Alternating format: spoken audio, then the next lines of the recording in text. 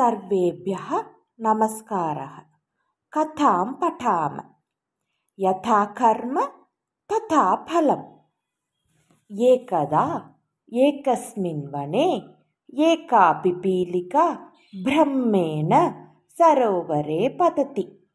सा जले प्लवमाना जीवनाय संघर्षं करोति।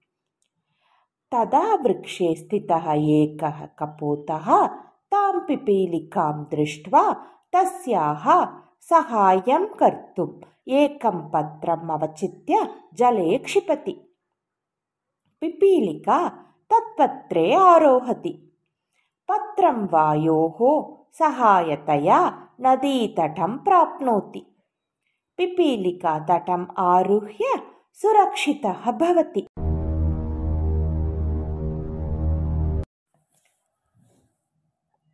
अन्यस्मिन् दिने एकः व्याधः तस्मिन् वने आगच्छति। सः कपोतं हन्तुं धनुषि बाणं सज्जीकरोति। पिपीलिका एतद् दृष्ट्वा कपोतं रक्षितुं व्याधस्य पादं दंशति। वेदनाय व्याधः उच्चैः चित्कारं करोति।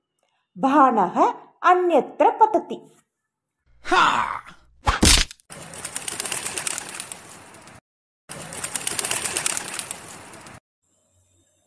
कपोतः तं शब्दं श्रुत्वा त्वरितं गगने उड्डयते।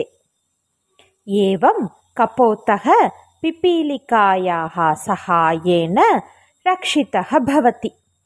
नीतिः: शुभं करोति शुभं प्राप्नोति। धन्यवादः।